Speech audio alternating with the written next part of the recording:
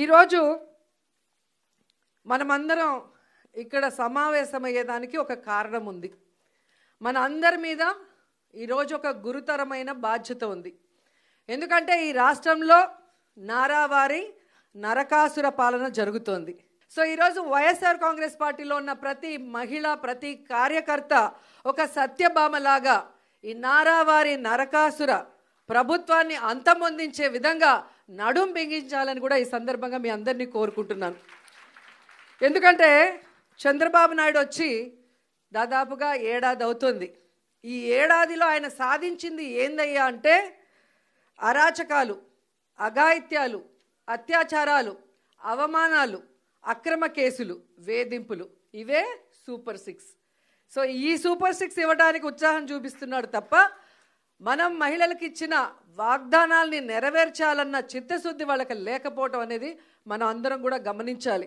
ఎందుకంటే జగన్మోహన్ రెడ్డి గారు అధికారంలో రాకముందు మహిళలకి ఏమేం ప్రామిస్ చేశారు, అధికారంలో వచ్చిన తర్వాత అవన్నీ ఎలా ఫుల్ఫిల్ చేశారు, అవే కాకుండా చెప్పని అనేకం కూడా మన కోసం ఎలా చేశారో మళ్ళీ నేను ప్రత్యేకంగా చెప్పాల్సిన అవసరం లేదనుకుంటున్నా.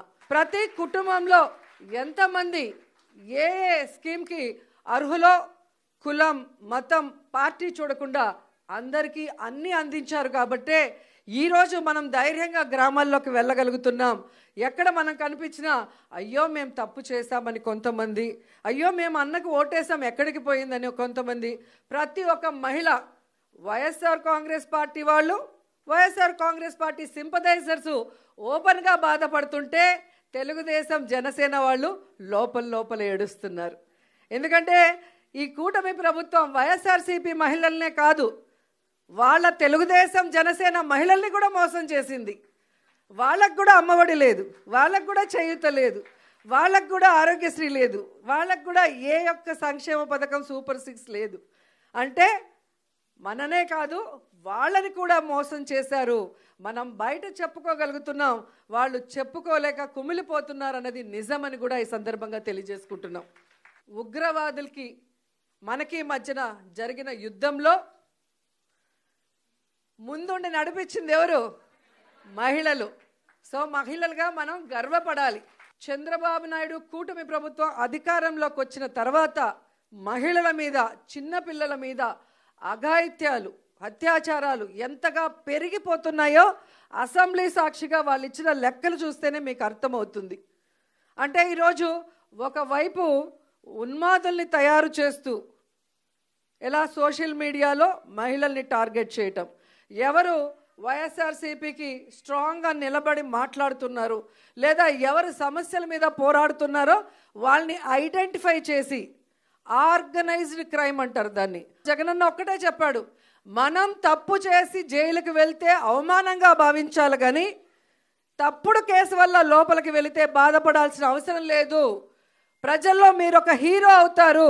ప్రజల కోసం మీరు వెళ్తున్నారు కాబట్టి ఆ ప్రజల ఆశీర్వాదం మీకుంటుంది, మీకు ఎటువంటి ముప్పు జరగదు. అందుకు పార్టీ, నేను సిద్ధంగా ఉన్నాను మిమ్మల్ని కాపాడుకోవటానికి అని అన్న మాకు ధైర్యం చెప్పారు. అధికారంలో ఉన్న, అపోజిషన్లో ఉన్న మనని, ప్రజల్ని సొంత బిడ్డల్లాగా ఆయన ఎప్పుడూ ఆదరిస్తారు, మనకు ఎప్పుడూ అండగా ఉంటారు. కాబట్టి అలాంటి మంచి వ్యక్తి మళ్ళీ ముఖ్యమంత్రి అయితే ప్రజలు బాగుంటారు, రాష్ట్రం అభివృద్ధి చెందుతుంది, మనం అందరం కూడా గౌరవమైన స్థానంలో ఉంటాము అన్న విషయం మీ అందరికీ తెలియజేసుకుంటూ, రాబోయే కాలంలో మహిళా సమస్యల మీద పోరాటం కోసమైనా, మహిళల హక్కులు సాధించడానికి నిలదీయటానికైనా మీ అందరికీ అండగా మేమంతా ఉంటామని మాట ఇస్తూ సెలవు తీసుకుంటున్నాను. జై జగన్.